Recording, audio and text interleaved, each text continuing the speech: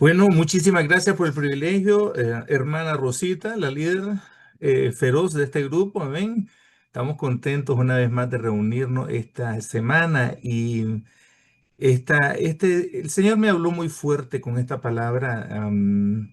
Yo tenía otra palabra en realidad, pero a última hora cambié a esto porque pensé que era un poco más relevante a nuestros tiempos. Amén. Estamos viviendo una época donde se escucha tanta mentira y la mentira ha encontrado un lugar, se ha entronado en toda la sociedad, se ha entronado en el mundo, se ha entronado en las universidades, las escuelas, el mundo profesional, especialmente la política. Cada vez más escuchamos más y más mentira de cómo ha cogido tanto auge que el fin de la mentira es silenciar la voz de la iglesia. Amén, es silenciar la voz de Dios en el mundo. O sea, la iglesia somos, la iglesia somos la voz de Dios en el mundo. Amén. Y, y pensé que era relevante traer un tema donde nosotros aprendamos a no acobardarnos y a no em, debilitarnos por la mentira, a no ser tan impasivo ante la mentira, sino que tomar un poco más al toro por los cuernos, ¿no? Y aprender a ser agresivos con la declaración, la proclamación del Evangelio, el Evangelio de la verdad. Amén. Hay una razón por qué el mundo odia tanto la iglesia. Y quiero darles un pequeño, vamos a decir, antecedente histórico, ¿no? Y quería ir a Juan, vamos a leer el versículo clave, luego yo voy a venir poco a poco desarrollando el tema, pero Juan capítulo 16, y nos vamos a concentrar entre los versículos 8 al 11. Amén. Y este es un versículo que yo creo que todo predicador, todo maestro de la palabra, todo cristiano que busca la excelencia debe conocer esta palabra y conocerla perfectamente. No es conocerla, este es el fundamento de todo el evangelio. ¿Por qué? Porque de aquí nace, vamos a decir, un, una revelación, vamos a decir, el verdadero ministerio del Espíritu Santo está aquí. Amén. Y dice así la palabra en el nombre del Padre, del Hijo y del Espíritu Santo. Em, y cuando Él venga, hablando del Espíritu Santo, amén, convencerá al mundo de pecado, de justicia y de juicio. De pecado por cuanto no creen en mí, de justicia por cuanto voy al Padre y no me veréis más, y de juicio por cuanto el príncipe de este mundo ha sido ya juzgado. El versículo anterior les dice, pero yo os digo la verdad. Os conviene que yo me vaya, porque si no me fuera el Consolador, no vendría a vosotros, mas si me fuere, él, perdón, os lo enviaré. Mira qué pasa. Este capítulo 16 es, es una conversación que empezó desde el capítulo 13.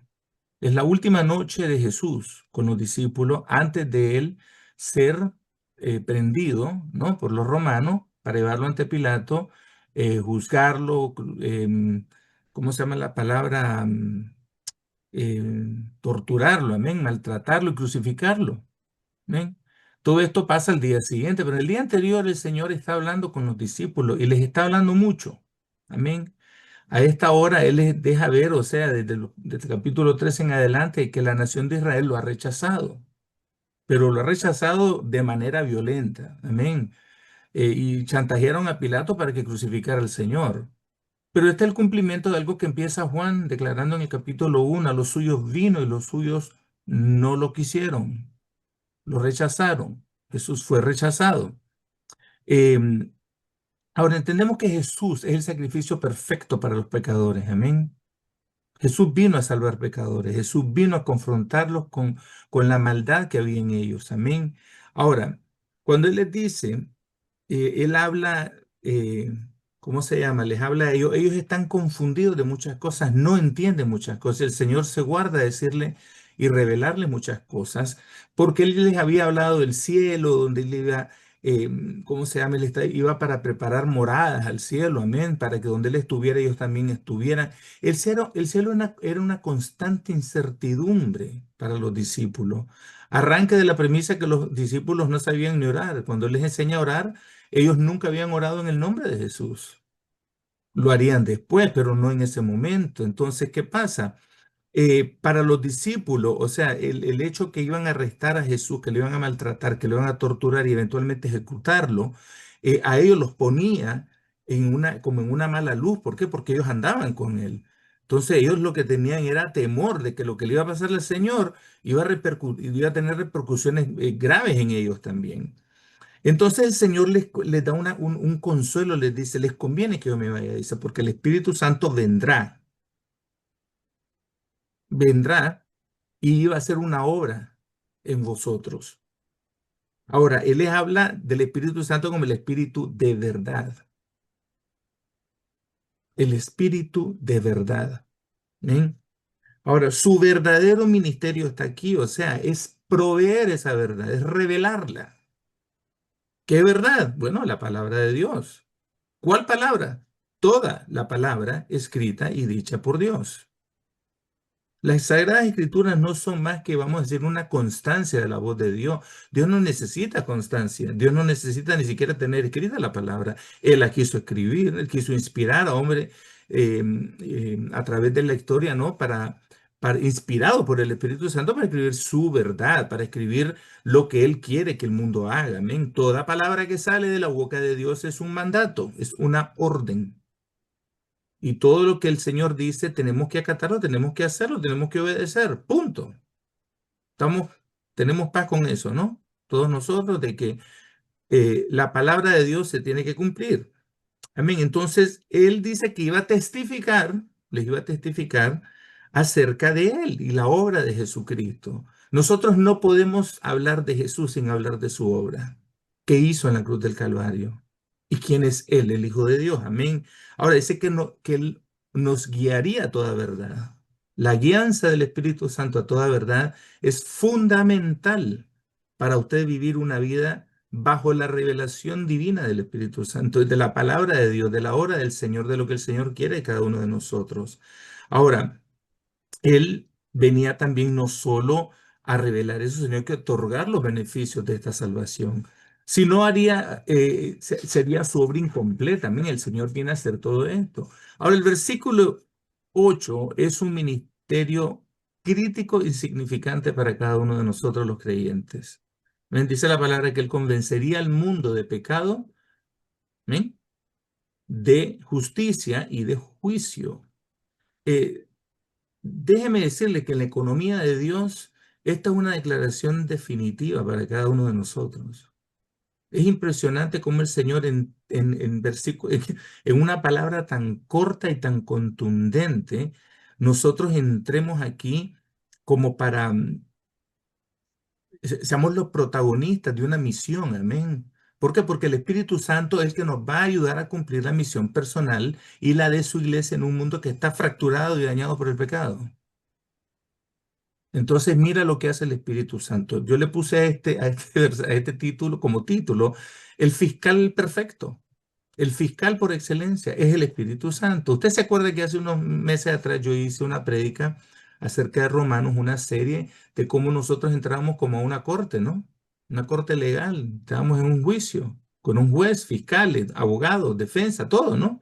¿Por qué? Porque el hombre es pecador y lo primero que establece Romanos es de que el hombre es pecador y es condenable. Amén. Ahora, la palabra aquí convencer en inglés no es convince, que es de convencer, es convict, que es de convicción judicial. Eres un convicto de la ley, ¿ya? La palabra griega es elenco. Es la misma palabra que dice, pues no hay ninguna condenación, no hay ningún elenco. Una palabra griega que significa condenación. Cuando el Señor condenó el pecado, en la cruz, la palabra es elenco también. Habla de una condición judicial, pero la habla porque hay evidencia presentada en contra de nosotros, hay evidencia acerca de nuestro pecado. Vino a procesar y a probar la culpabilidad del hombre. Entonces el Espíritu Santo viene a convencer. Entonces, pero el versículo 9 dice, nos viene a convencer primero o a condenar, vino a condenar el pecado por cuanto no creen en mí. El pecado de incredulidad es la madre de todos los pecados. Es peor que mentir, es peor que robar, es peor que cualquier acto de impureza sexual, es peor que ofender, es peor que maldecir, es peor que profanar, es peor que todo. Porque dice la Biblia que el que no cree, vino el Señor, no vino a condenar al mundo. Dios, dice, mostró su amor, dice, enviando a su Hijo. En Juan 3:16 dice, ¿qué dice Juan 3:16? Porque de tal manera amó Dios al mundo, que mandó a su Hijo, porque no lo mandó para condenar, sino que para todos los que en él creyeran fueran salvos. Pero si no creen, serán condenados. Entonces el Señor vino a condenar el pecado de incredulidad, el Espíritu Santo. Es el primero. El segundo está en el versículo 10, dice, lo vino a convencer o a condenar de justicia, por cuanto dice, voy al Padre y no me veréis más. Ahí estamos hablando del cielo, el precursor de nuestra fe es Él, el autor y consumador de nuestra fe. El Señor fue el único ser en el mundo que pudo vivir de manera impecable y tuvo una vida incondenable. Sin embargo, fue crucificado como un condenado por haber blasfemado y llamarse el Hijo de Dios, Mm. por haberse llamado el Mesías. Eso fue lo que lo llevó a la cruz según la condena del pueblo judío, a través del magistrado, ¿cómo se llama? Romano. Cuando nosotros vemos esta situación, espérate un segundito, es impresionante cómo el que vino a condenar lo condenan. Ahora, el Espíritu Santo nos va a ayudar a cumplir esa misión personal, amén, pero la obra maestra del Espíritu Santo es por y para el mundo de los incrédulos. El Señor, esto que estamos hablando, es lo que nosotros tenemos como base para la proclamación del Evangelio. Amén.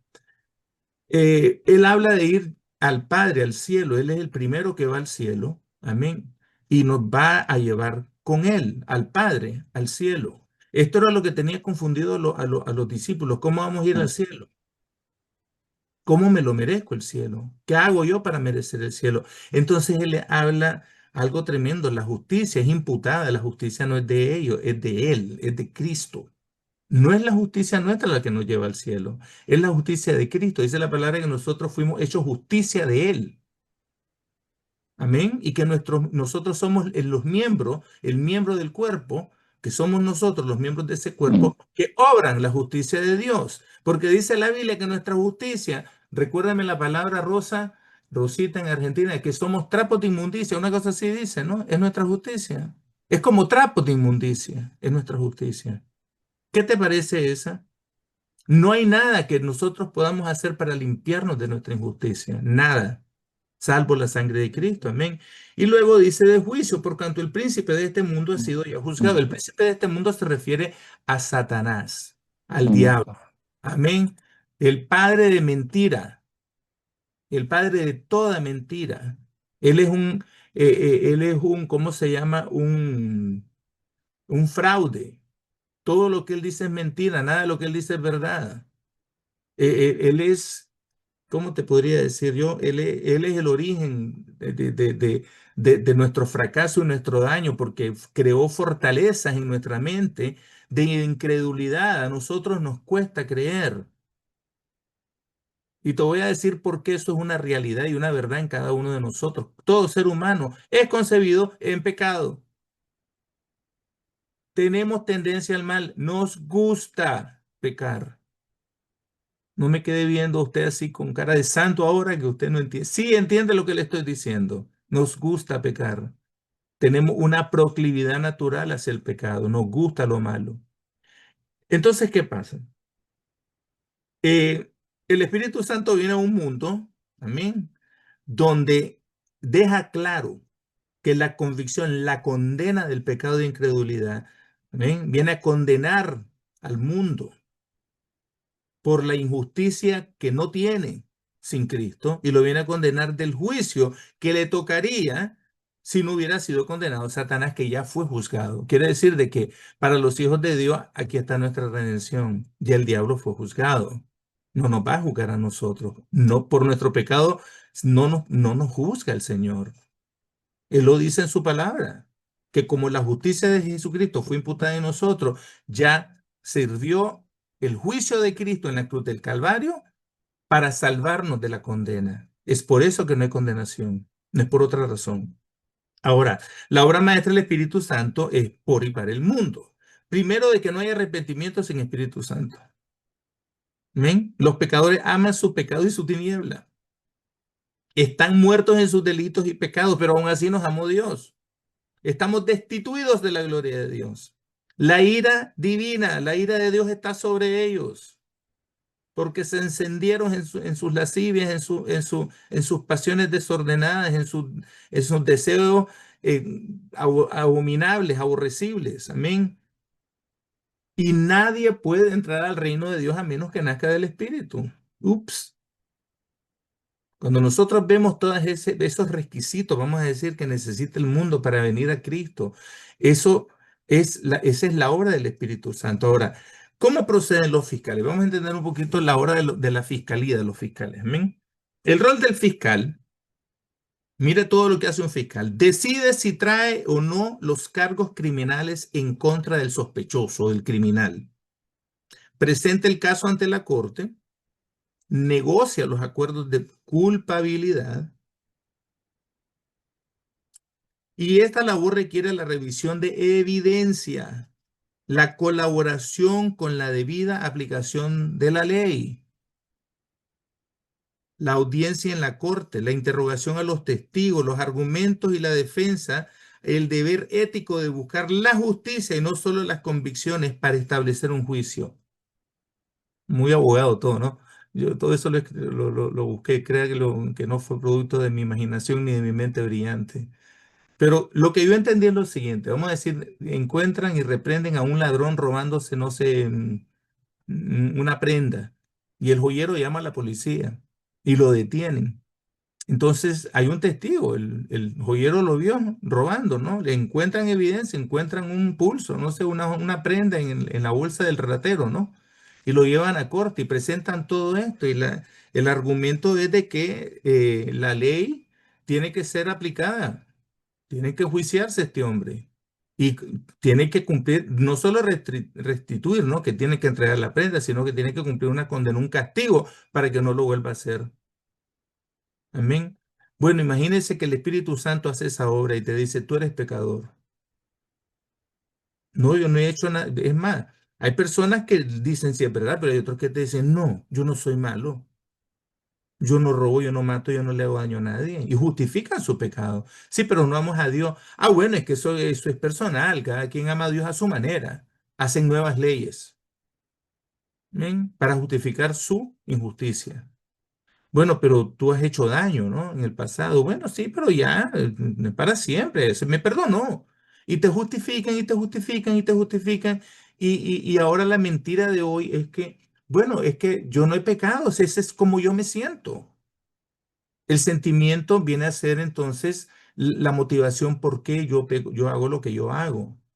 Me siento mal, no sé, fumo cigarro, tomo alcohol, hago droga, me acuesto con alguien para que se me vayan las ganas, echo una canita al aire, como se dice así popularmente, ¿no?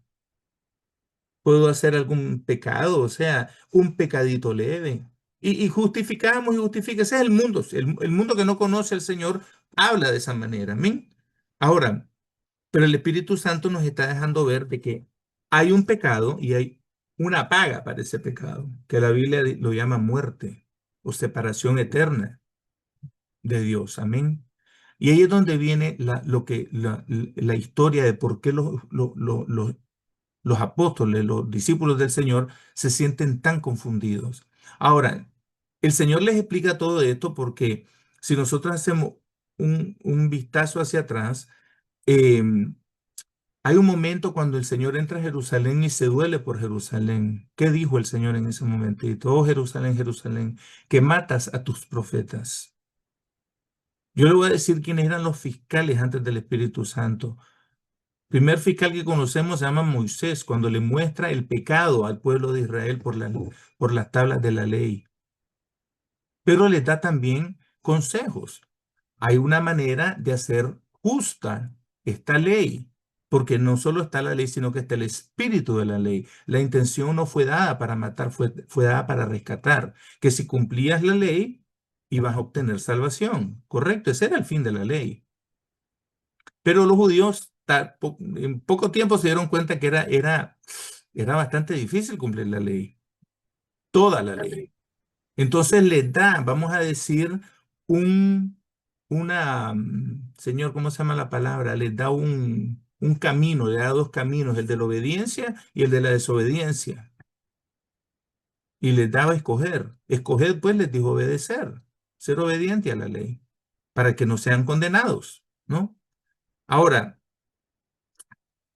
el pueblo no entendió, el pueblo siguió pecando.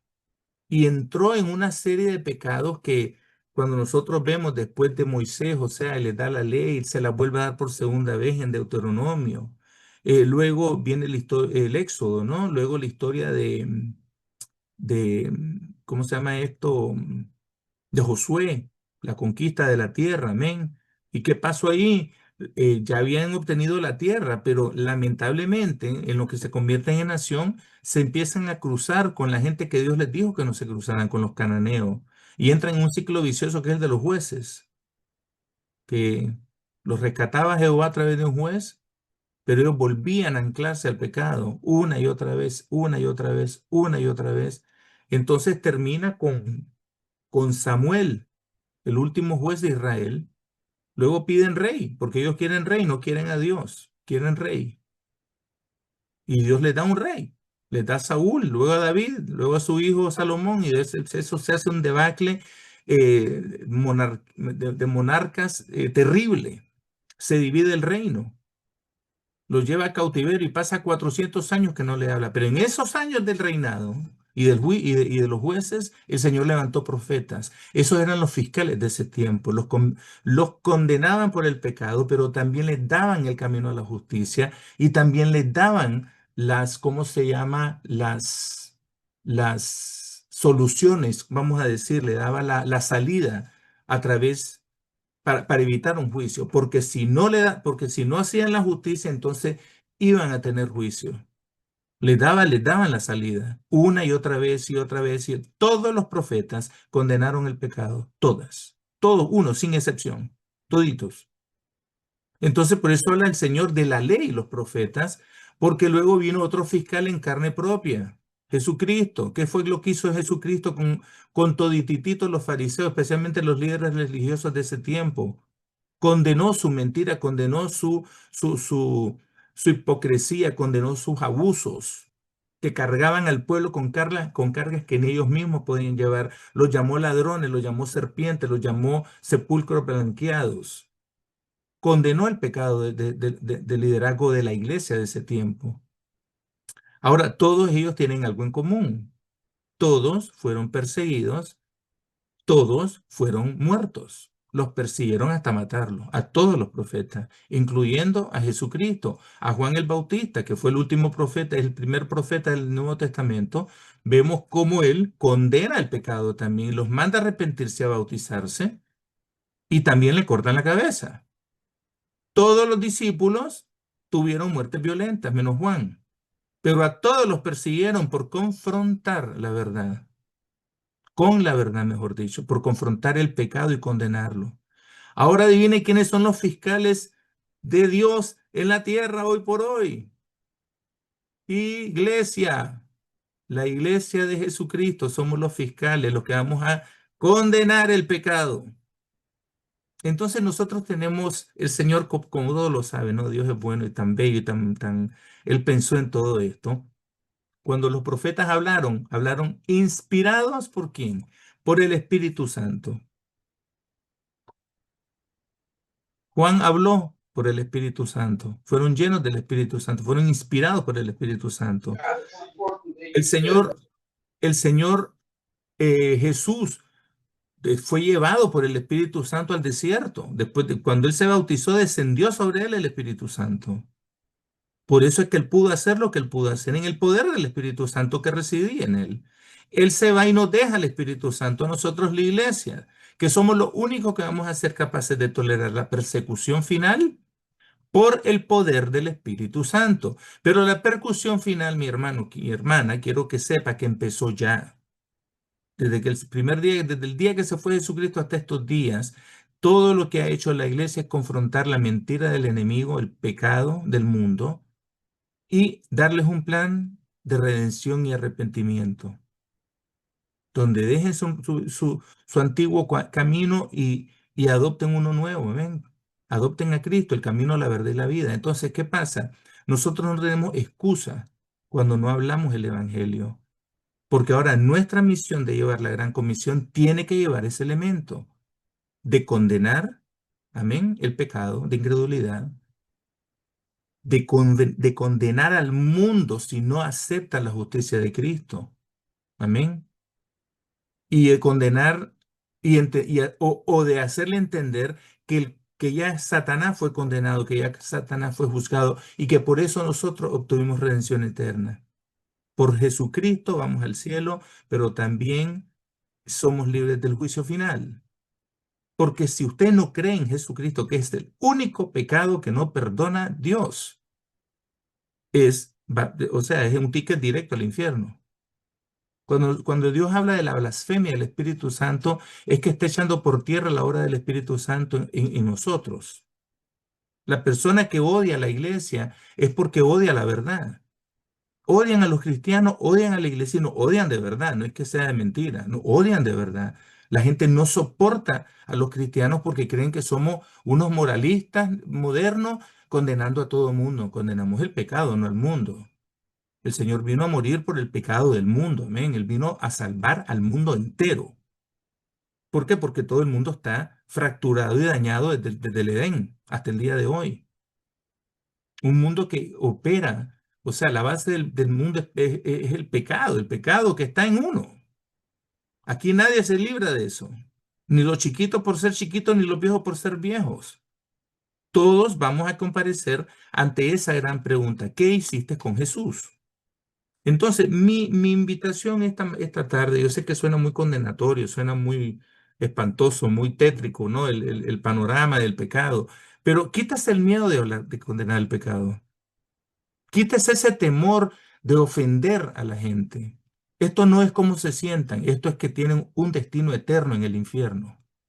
Ahí van a sentir peor, créalo. Los está librando de un sentimiento mayor. Entonces, ¿cómo nosotros aprendemos a ser eh, los fiscales de los tiempos modernos? Bueno, usted reconozca el pecado donde hay pecado, pero ofrézcale la justicia de Cristo para que ellos sean libres del juicio.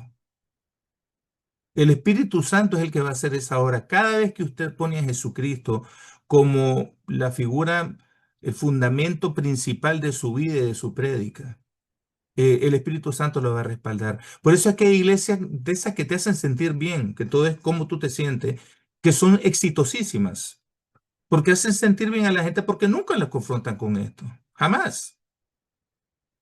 Es que si lo hacen, imagínense, pierden diezmos, pierden mucho dinero en el proceso si se les va gente. Qué terrible, ¿no? Que tienen esos pastores que usted lo oye y no condenan, téngales temor, huya de ellos. Porque un pastor que no le confronta con el pecado no está haciendo bien su trabajo y no está obedeciendo al Espíritu Santo, no está llevando a cabo la gran comisión y obvia la razón por qué Jesucristo fue a la cruz del Calvario. Nosotros ahora tenemos más que tela para cortar con un mundo que está caído, un mundo que todo lo quiere justificar, ¿no? Las ideologías descaradas, que si la mujer tiene estos derechos, que si los homosexuales tienen los otros derechos, que si hoy en día todo el mundo busca su propia justicia y tiene su propia moral. Y eso no es verdad. Vamos a decir, y hay que llamarlo de esa manera, la única ética que nos va a salvar la vida y el pellejo se llama la Biblia. El único plan ético que existe, que es moral y que es contundente, es absoluto y probado que es para todos nosotros, es la palabra de Dios, la santa y bendita palabra de Dios, la sagrada escritura. Estas son las que van a salvar nuestra alma. El Señor nos dio una palabra viva, eficaz, tajante, cortante, capaz de discernir entre los pensamientos y los sentimientos, para que el pensamiento prevalezca, el pensamiento de Dios prevalezca, que es su verdad. ¿De quién somos nosotros? ¿Para qué nosotros fuimos creados? ¿Y qué hacemos en el mundo? Nosotros existimos no para salvar al mundo, pero lo salva el Señor, amén. Pero somos el vehículo que Dios usa para alcanzarlo. Nadie tiene más testimonio que la iglesia. Nosotros vivimos de testimonio en testimonio. Tenemos días malos, por favor, pregúnteme a mí. Tenemos días donde estamos ah, atribulados en todos, pero no estamos abatidos, no estamos destruidos, no estamos angustiados. Tenemos problemas y vicisitudes. No sé, pregúntele a Rosita, pregúntele a Mayra, pregúntele a Nancy y a Mónica a ver si tenemos problemas. Claro que tenemos problemas y siempre los vamos a tener, pero eso no nos debe de silenciar. El enemigo quiere silenciarnos con un engaño constante y sonante. Y la iglesia calladita me veo mejor, más bonita. Eso no es verdad, mi hermano. Usted tiene que abrir su boca y condenar el pecado. Esa es la manera de predicar de manera correcta y es la que le trae gloria al Señor. Esa es la iglesia que glorifica a Cristo, la que habla la verdad sobre el pecado. Amén, mis hermanas. Así que, bueno, ¿dónde está nuestra feroz líder? Rosita, no la veo aquí. Pero hasta aquí llegó mi palabra. Yo espero que haya sido de bendición para usted, que se convenza que no soy abogado. Amén. Me encanta lo legal, sí. Se convenza que no vengo con el objetivo de ponerlo nervioso, pero si usted no está predicando la condena del pecado, está haciendo un pésimo trabajo. No un mal trabajo, un pésimo trabajo con el Evangelio. Nosotros tenemos que aprender a llamar al pecado por su nombre. Mentir es malo, robar es malo, no amar a Dios es malo, no amar al prójimo es malo. Déjele saber, y esto tiene una condena, tiene un juicio. La única manera que te libras de esto es confesando al Señor Jesús como tu Señor y Salvador y aceptándolo en tu corazón. Y lo llevas, según Romanos 10, al arrepentimiento de ese pecado para que obtenga salvación de su alma, amén, y redención eterna. No es difícil. Simplemente hay que decidirse hacerlo y el Señor le prometo que el Espíritu Santo le va a respaldar palabra por palabra. Le va a inspirar para decir la palabra, cómo decirla, a quién decirle, cuándo decirla. Pero la palabra habla de predicar a tiempo y fuera de tiempo, exhortación, con amonestación, con amenaza, como sea posible, ayudándolos a entrar a, a esta vida plena y hermosa que es la vida en Cristo. Amén. Bueno, que Dios me las bendiga. Rosy no está en la foto porque me trajo un café. Así que abrimos el fórum para escuchar reacciones. Amén. Amén. Gloria.